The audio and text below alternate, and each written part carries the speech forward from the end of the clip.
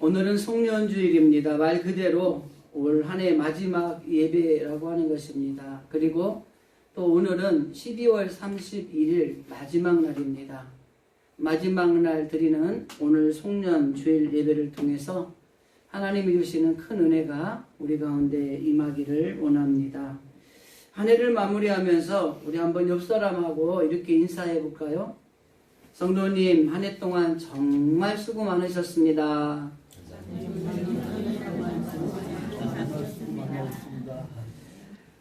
2023년을 지내면서 우리 진실의 성도 여러분 정말 수고 많으셨습니다.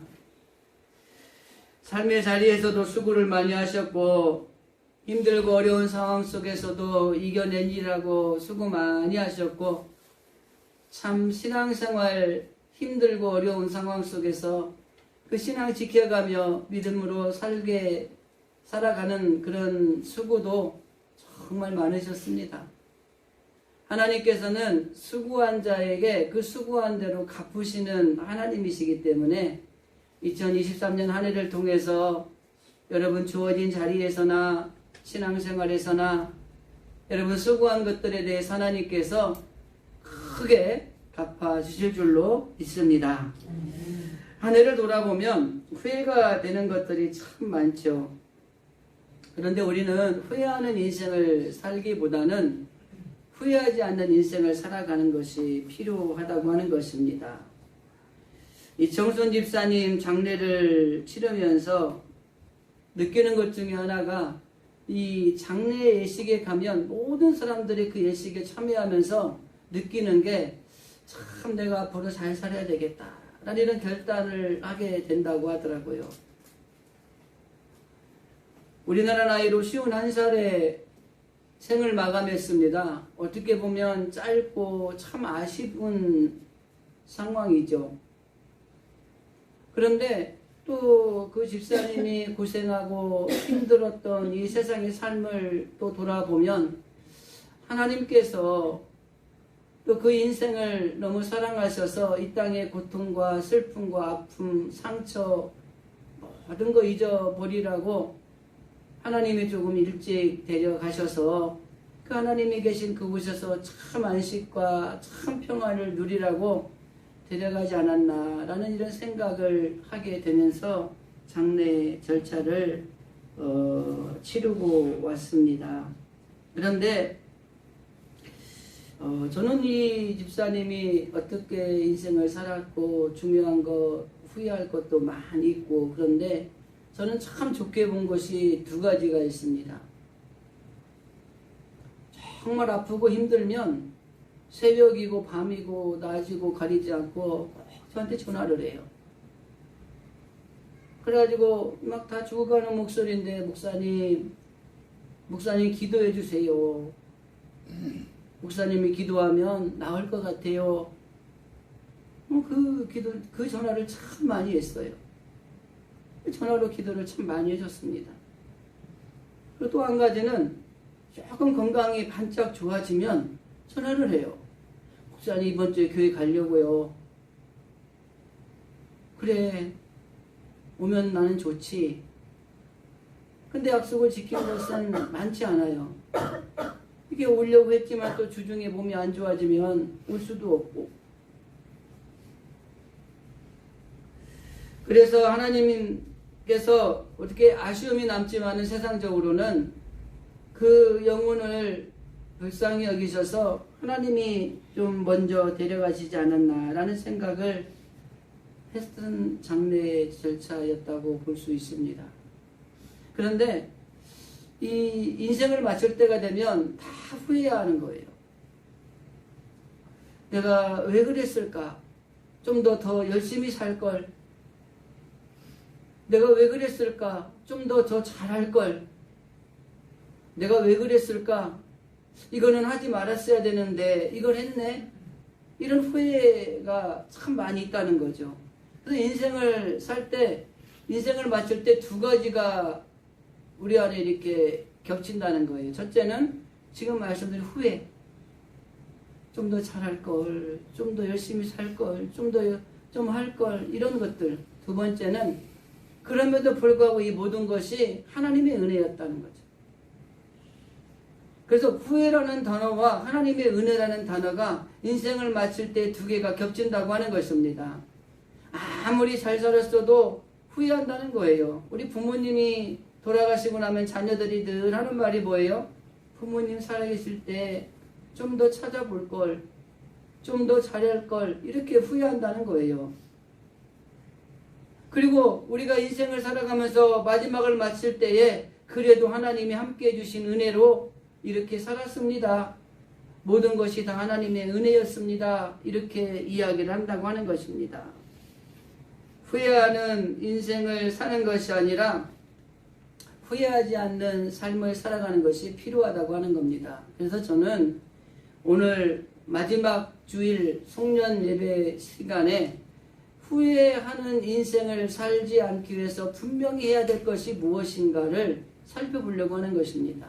그래서 올해는 다 같지만 이 말씀을 마음판에 새기시고 다가오는 2024년도에 내가 후회하지 않기 위해서 내가 분명히 해야 될 것들이 어떤 것들인가를 여러분 말씀으로 받으시고 그 말씀 마음에 새기시고 이제 내일부터 살아가는 2024년도에는 후회하지 않기 위해서 이걸 분명히 하고 이거를 실천하면서 2024년도 마지막 이 시간에 됐을 때에는 후회하지 않는다라고 당당하게 이야기할 수 있어야 됩니다.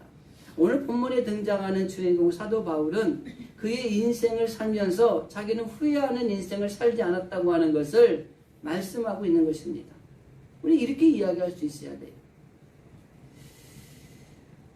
지난 주중에 전 임원했던 그 임원들하고 오랜만에 만나서 식사하고 영화를 봤습니다. 이순신 장군 시리즈 명량, 한산, 그리고 이번엔 노량, 마지막 이순신 장군의 전쟁 영화였죠. 근데 그곳에 참 감동을 주고 가슴을 뭉클게 하는 이야기들이 있는데 마지막 부분에 이런 대사가 나옵니다. 이순신 장군이 그 외적들을 이제 전쟁에 패했고 그 도요토미 히데요시 풍신수길이 일본에서 죽은 거예요. 그래서 일본은 이제는 전쟁을 패배했다고 생각을 하고 이 조선 땅에 남아있던 이 일본군들이 일본으로 돌아가야 되는 상황인데 이순신 장군이 있는 그 노량 그곳에 다 이렇게 갇혀 있어서 내보내지 않는 그런 싸움이 마지막 전투였어요. 근데 그 일본 이 군인을 그냥 보내면 안 되는 이유에 대해서 이순신 장군이 이야기를 합니다. 이들을 그냥 보내주면 나중에 더 악랄하게 할 것이고 후회할 일이 생기게 될 것이기 때문에 저들을 그냥 보내면 안 된다는 거예요. 그래서 끝까지 전쟁을 하는 겁니다. 그래서 그 전쟁에서 이순신 장군이 전사를 하는 거예요.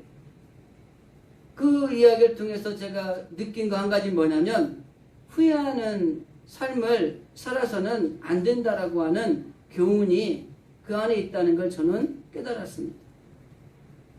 우리 삶도 마찬가지인 것 같아요. 주어진 삶의 자리를 살아가면서 후회하지 않는 삶을 살아가기 위해서는 우리가 정말 지혜로워야 됩니다. 신앙생활 하는 데 있어서 후회하지 않는 신앙생활을 하기 위해서는 정말 주님을 바라보는 삶을 살아가는 것이 필요하다고 하는 것입니다. 그래서 세상의 일에 있어서도 그렇고 신앙생활에 있어서도 그렇고 후회해서도 안 되고 후회할 일을 만들어서도 안 되고 적어도 하나님의 자녀인 저와 여러분들은 그래도 인생을 살고 난 다음에 바울처럼 내가 후회하지 않는 인생을 살았다라고 이렇게 고백할 수 있는 그런 신앙인이 되어야 한다는 것입니다. 오늘 본문의 말씀에 보면은 이 바울이 후회 없는 인생을 살았던 사람이에요. 재판을 진행 중에 있습니다. 총독 베스도, 유다의 아그리빠 왕, 그리고 유력한 사람들이 모인 자리에서 재판을 하고 있는 것입니다. 그런데 그 재판을 통해서 마지막에 뭐라고 말씀하냐면 내가 지금 결박된 거 외에는 나와 같이 되기를 하나님께 원한다 라고 이렇게 이야기를 합니다. 그러니까 지금 결박되어 있는 것을 빼고는 나는 후회하지 않는다는 거예요. 그리고 여러분들도 하나님 앞에 온전히 서기를 내가 원합니다 라고 이렇게 얘기하고 있는 것입니다. 여러분 좀 멋진 모습이지 않습니까? 그러면은 이 바울은 어떻게 이렇게 후회 없는 삶을 살았을까? 본론적으로 분명히 해야 될 것들이 몇 가지가 있습니다. 그 첫째가 뭐냐면 누구를 위해 사는가? 여러분 이것을 분명히 해야 됩니다. 한번 질문할까요? 여러분 누구를 위해 삽니까? 어떤 사람은 마누라를 위해서 삽니다 이렇게 하는 아주 멋진 남편도 계시고, 나는 우리 남편을 위해 삽니다 라고 하는 분들도 계시고, 우리 자녀들을 위해 삽니다. 근데 자녀들은 우리 부모를 위해 삽니다 이렇게 안 하는 것 같아요. 사랑은 내리사랑인 것 같아요 보면. 바울이 지금 아그리빵 앞에서 재판을 받고 있는데, 오늘 우리가 24절부터 읽었는데 그 12절에서 23절에 보면은 바울이 내가 어떻게 예수를 믿게 되었는지 간증이 기록되어 있습니다. 그러면서 내가 과거에는 이렇게 살았는데 지금은 이렇게 살고 있다라는 이야기를 해요. 그 이야기의 핵심이 뭐냐면 과거에는 자기를 위해 살았다는 겁니다. 모든 일에 있어서 내가 중심이에요. 철저하게 내가 좋으면 하고 싫으면 안 하는 자기 중심적인 삶을 살았다고 하는 것입니다. 이게 과거의 바울이에요.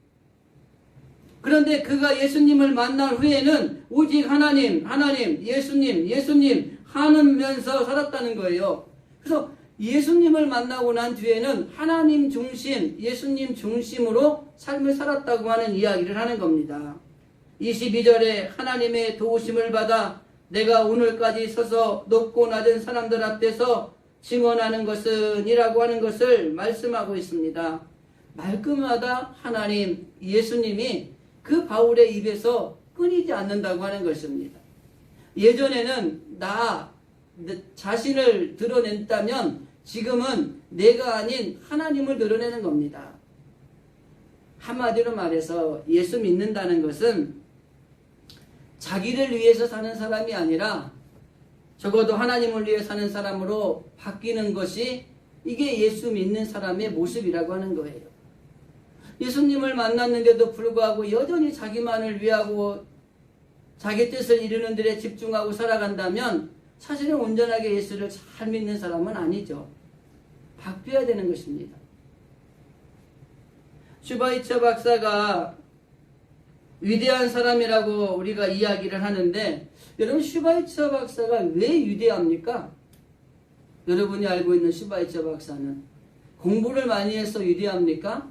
물론 공부도 많이 했습니다. 이분이 박사학위가 3개를 가지고 있어요. 철학, 신학, 의학. 근데 이 공부를 많이 해서 이분이 위대한 게 아니라, 이분이 자신을 위해 산 것이 아니라 도움이 필요한 사람들을 위해서 살았기 때문에 그 슈바이처가 위대한 겁니다. 원래는 아프리카에 30살에 가려고 결단을 했었어요.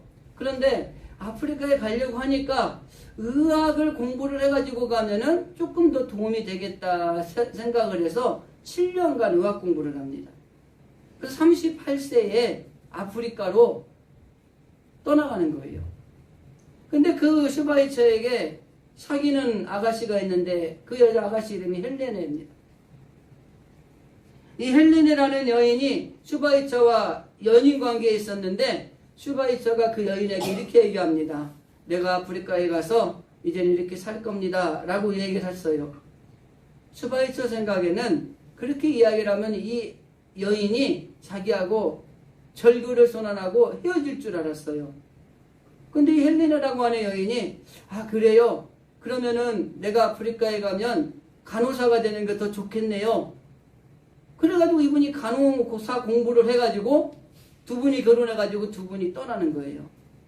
아프리카에 가서 정말 소외되고 가난하고 억눌리고 힘든 사람들을 위해 일평생 그의 생에 가진 모든 달란트를 자기를 위해 쓰지 않고 안전하게 평안하게 안락하게 살 수 있는데도 불구하고 그 모든 걸 내려놓고 아프리카로 가서 그곳에서 그 엄청난 사역들을 해나갔다는 거예요.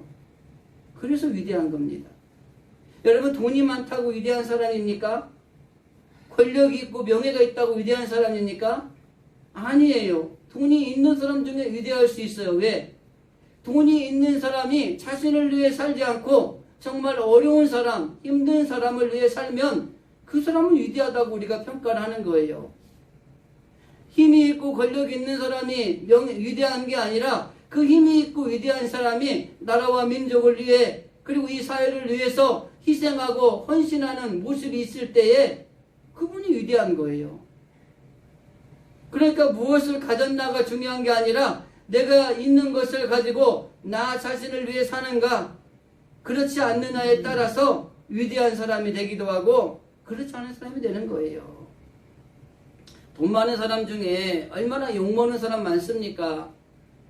명예, 권력 가진 사람들 중에 얼마나 끝이 추악한 경우가 많아요. 왜 그렇습니까?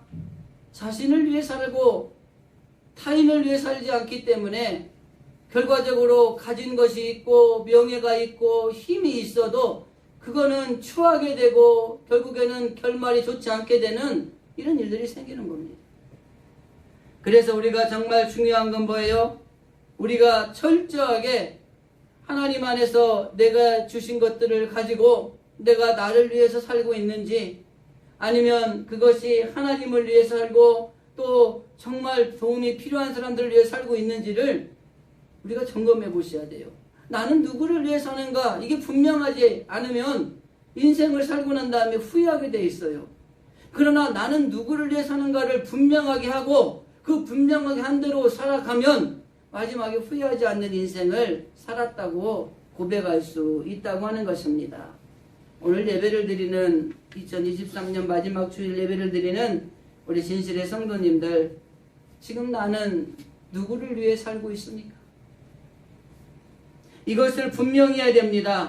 그래야지 이 질문에 대한 분명한 대답을 가지고 정말 도움이 필요한 사람, 가난하고 소외되고 억눌린 사람을 위해 살아가고, 내가 나를 위해 사는 게 아니라 신앙인으로서 하나님을 위해서 바울처럼 이제는 자기 중심적이었지만 이제는 하나님 중심, 예수님 중심으로 살아가는 이 삶이 있을 때에 우리는 인생을 살아가도 삶의 자리에서도 후회하지 않는 인생으로 살아갈 수 있다고 하는 것입니다. 두 번째, 바울이 후회하지 않는 인생을 살았던 이유는 뭐냐면 우선순위가 무엇인가 라는 것에 대해서 분명했다고 하는 것입니다. 지금 바울이 재판을 받고 있잖아요. 그리고 오늘 읽은 본문의 내용을 보면은 막 고소를 합니다. 그리고 바울에게 이제 변호할 기회가 주어졌어요. 그러면 바울이 감옥에 안 가고 여기서 빠져나오려면 가장 우선적으로 해야 될 게 뭘까요? 아닙니다. 나는 죄를 짓지 않았습니다. 당신들이 말하는 건 새빨간 거짓말입니다. 이렇게 변호를 해야 되잖아요. 근데 오늘 본문의 말씀에 보면은 자기를 변호하는 게 아니에요. 오히려 그 아그리빠 왕에게 선지자를 믿습니까? 내가 믿는 줄 압니다. 라고 하면서 복음 전도를 하고 있는 거예요. 바울은 예수를 믿고 난 다음에 여기 본문의 말씀에 표현되는 말하면 선지자를 믿으시지요. 믿는 줄 아나이다. 그러니까 아그리빠 왕이 뭐라고 얘기를 하냐면 내가 적은 말로 나를 권하여 그리스도인이 되게 하려는구나. 이렇게 얘기해요. 여기 적은 말이라는 것은 짧은 시간을 표현하는 말입니다. 원어의 표시를 보면 그 짧은 시간, 너 변호를 할 수 있는 그 시간을 너에게 주었는데 너는 네 변호를 하는 게 아니라 뭐라고 있어요? 이 왕에게 복음을 전하는 전도를 하고 있다는 거예요. 우선순위가 무엇인가에 대한 것을 분명히 가르쳐주고 있는 것이라고 하는 것입니다. 바울의 우선순위는 자기가 주님을 만나고 난 뒤에 주님께로부터 받은 사명, 복음 전도의 사명을 우선순위에 두고 살아가고 있다는 거예요. 그것도 자기가 변호해야 되고 위기 속에 있어도 그의 우선순위는 뭐였어요? 복음 전하는 거였습니다. 우리 인생을 살면서도 우선순위라는 것이 있습니다. 어떤 일에도 우선순위가 있고 또 어떤 시간에도 우선순위가 있고 어떤 물질에도 우선순위가 있지 않습니까? 한 청년이 이 취직을 위해서 기도하면서 준비하다가 직장에 취직을 했어요. 그리고 첫 월급을 받았습니다. 그리고 이 하나님의 은혜가 너무 감사해서 11조를 드린 거예요. 근데 이 11조라고 써서 드린 걸 보니까 이 금액이 너무 많은 거예요. 교회에서, 재정부에서 보니까. 그래서 아무래도 이상하다 그랬어요. 보니까 자기의 월급 전체를 드린 거예요. 천열매로. 이 청년에게 이 첫 월급을 타서 여러분 해야 될 부품금이 얼마나 많았을까요? 우리 자녀들이 직장 첫 월급 타면은 뭐에다 주죠? 옛날에? 내복. 빨간 내복도 하고 뭐 핑크 내복도 하고 하죠. 부모님에게 효도하는 마음으로 지금은 내복은 아니지만 뭐 용돈도 드리고 좋은 것도 사드리고 싶은 마음이 있었을 거예요. 첫 월급을 탔으니까 우리 형제들한테 또 한번 플렉스하고 쏘기도 하고 싶은 것도 있을 거예요. 나를 위해서 기도해줬고 참 나에게 도움을 줬던 사람들에게 적은 선물이나 하나씩 해주고 싶은 마음도 있었을 거예요. 근데 이 청년에게 가장 우선순위는 뭐였어요? 하나님이었어요. 하나님. 그 모든 일들은 다음 달로 미뤄두고 하나님 앞에 주신 직장에서 처음 일한 거를 하나님께 전폭적으로 드린 겁니다. 이 청년에게 우선순위는 하나님 앞에 있었다고 하는 겁니다. 제 얘기를 하나 할까요? 제가 강남의 모 교회에서 처음으로 사역을 시작했을 때 사례비를 받았어요. 그래가지고 그 사례비를 1000열매라고 써서 전부를 드린 적이 있어요. 그랬더니 다음 주에 주보의 명단에 나왔는데 11조 배한정 전도사 이렇게 나온 거예요.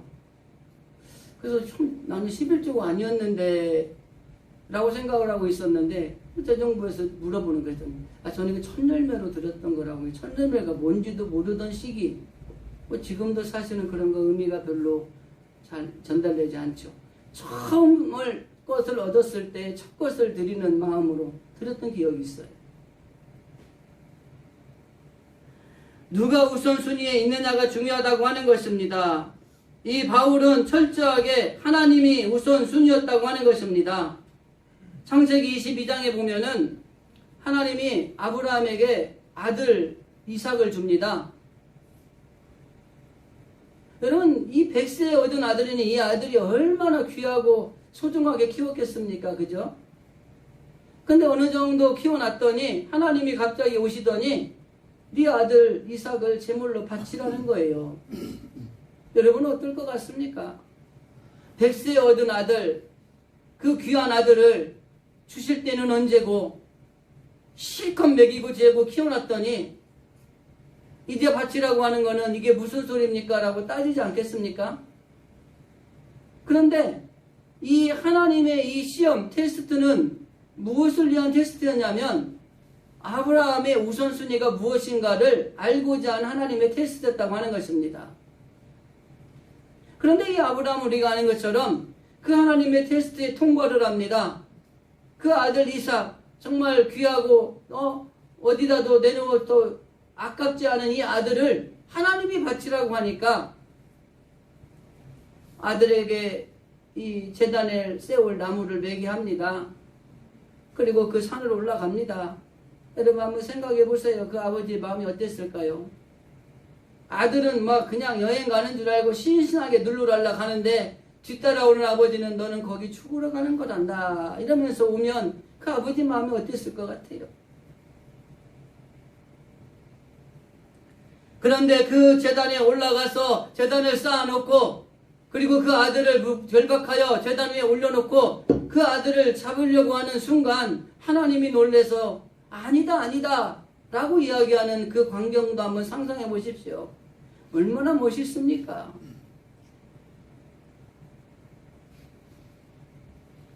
우리는 우리가 가진 그 어떤 것보다 소중하다고 생각하는 것들 하나님이 주님을 위해서 내놓으라고 한다면 아마 벌떡 뛰면서 아니면 무슨 소리를 그렇게 하십니까? 라고 얘기하실지 아니요 하나님 그렇지요.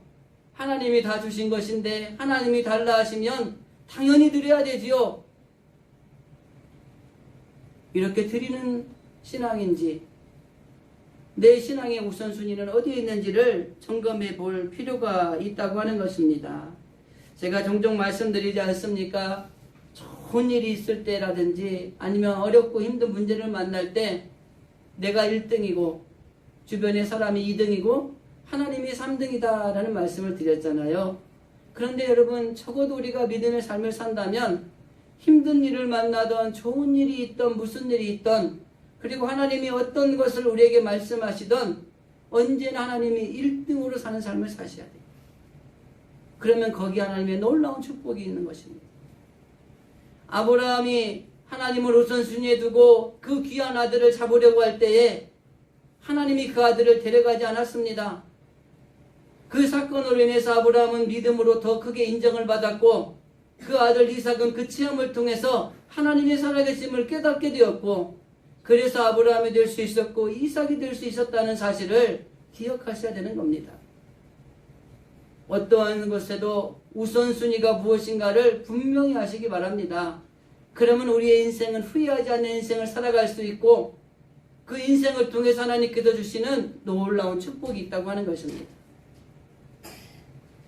한 가지만 더 말씀을 드립니다. 이 바울이 후회 없는 인생을 살아갈 수 있었던 비결 중에 하나는 뭐냐면, 해야 할 말이 무엇인가, 이걸 분명히 했다고 하는 것입니다. 오늘 본문의 재판을 받으면서 말에 대한 이야기가 나옵니다. 바울이 자기가 이야기를 하니까 베스도가 이야기를 합니다. 너 미쳤어, 이렇게 이야기를 합니다. 미친 말을 한다는 거죠.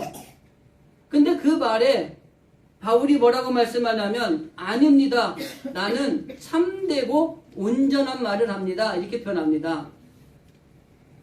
헬라 원어에 보면은 참되고라는 말은 진리의라는 말이고, 온전하다는 말은 무슨 말이냐면 분별력이 있는 이라는 뜻입니다. 그래서 지금 여기서 바울이 말하는 것은 진리의 말씀을 분별력 있게 내가 말하고 있는 것입니다, 이렇게 이야기하는 거예요.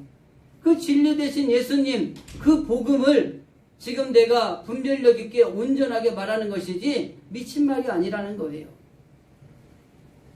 사람들이 참 말에 상처를 많이 받죠. 그래서 말은 참 조심하고 중요한 겁니다. 그래서 우리가 한 번 말을 하면 몇 번이고 생각해보고 뒤집어보고 그 다음에 말을 해야 된다라고 이야기를 하기도 합니다. 후회하는 삶을 살아가는 사람 중에 가장 큰 실수가 뭔지 아세요? 말의 실수예요, 말에. 그리고 말에 실수를 하고 집에 와서 뭐라 그래요? 내 그 말을 안 했어야 되는데 괜히 말해가지고, 이런 후회를 할 때가 많이 있지 않습니까? 그래서 말이라는 건 굉장히 중요해요. 말 한마디에 상처를 줄 수도 있고, 말 한마디가 사람을 변화시킬 수도 있어요. 우리가 잘 아는 쌍둥이 수술을 분리하는 수술을 성공했던 벤 카슨 박사라는 분이 있습니다. 이분이 어린 시절에 한마디로 문제아였어요. 동네 사람들이 다 손가락질을 했습니다. 그런데 그의 어머니는 그 벤 카슨에게 매일 이렇게 얘기했답니다. 벤아, 넌 할 수 있어. 마음만 먹으면 뭐든지 할 수 있단다. 하나님이 도와주실 거야. 이 어머니의 이 말에 없던 능력도 나타나게 해서 이 벤 카슨 박사를 그 어린 시절 문제아에서 이렇게 훌륭한 사람으로 만들어 주었다고 하는 것입니다. 우리 종종 그런 말 많이 하지 않습니까? 말의 능력으로 어떤 능력까지 나타나게 해서 훌륭하게 된 이야기들 주변에 많이 있지 않습니까? 말이라는 건 이렇게 중요한 겁니다. 비판하고 정죄하는 것이 아니라 칭찬하고 긍정적이고 살리는 말, 하나님이 기뻐하시는 말, 이런 것들을 해야 된다고 하는 거예요. 지금 바울은 미친 말이라는 것이 아니라 참되고 온전한 말을 내가 하고 있습니다 라고 이야기를 하고 있는 거예요. 진리의 말씀을 분별력 있게 잘하고 있는 겁니다, 이렇게 얘기하는 겁니다. 비판하고 정죄하는 건 하나님이 하실 일이고, 우리는 긍정적이고 정말 살리는 말, 더 나아가서 어떤 경우에도 하나님이 기뻐하시는 말을 하는 것들이 중요하다고 하는 것입니다. 사람이 인생을 마치면서 세 가지를 후회한다고 합니다. 첫 번째는 좀 더 참을 걸. 어떤 사람은 10년간 참다가 한 번 못 참아가지고 망치는 경우도 있어요. 부부간에도 가슴에 메어놓고 하다가 참다 못 참으면 쏟아낸 다음에 큰 부부싸움이 되고, 그런 경우도 있지 않습니까? 두 번째는 좀 더 베풀 걸 후회한답니다. 죽으면 다 싸가지고 갈 것도 아닌데 주변에 어려운 사람들, 돌보는 사람들을 좀 살펴본 것도 아니냐고, 그래서 우리가 베풀 수 있는 것들이 필요하다고 하는 것입니다. 그리고 세 번째 후회하는 것은 좀 더 만족하며 살 걸 후회한답니다. 만족할 때 행복한데 자꾸 욕심이 생겨서 만족하지 못하고 살다 보니까 행복한 게 아니라 불행한 거예요. 원망하고 불평하다 보니까 인생이 불행한 거예요. 그래서 여러분 주신 것에 만족하고 사는 게 중요합니다. 100원 있으면 100원 가지고 만족하면 되고요. 1000만 원 있으면 1000만 원 갖고 만족하면 되는 거예요. 삶의 자리가 좀 힘들면 힘든 가운데 만족하면 되고, 삶의 자리가 참 복된 삶이 있으면 그걸로 또 만족하면 되는 거예요. 잘 됐다고 교만할 것도 없고, 안 됐다고 한탄할 것도 없고, 그냥 만족하며 사는 것이 행복한 거예요. 여러분, 부자가 행복할까요? 가난한 사람이 행복할까요? 부자 나라가 행복한 지수가 높습니까? 가난한 나라가 행복 지수가 높습니까? 결론은 하나입니다. 가난한 나라가 행복 지수가 훨씬 높습니다. 부자보다 가난한 사람이 행복 지수가 높아요. 왜? 문제는 하나입니다. 만족하지 못하기 때문에 그렇습니다. 말씀을 정리하겠습니다. 2023년 한 해 마무리하면서 후회하지 않는 인생을 살기 위해서 분명히 해야 될 것이 있습니다.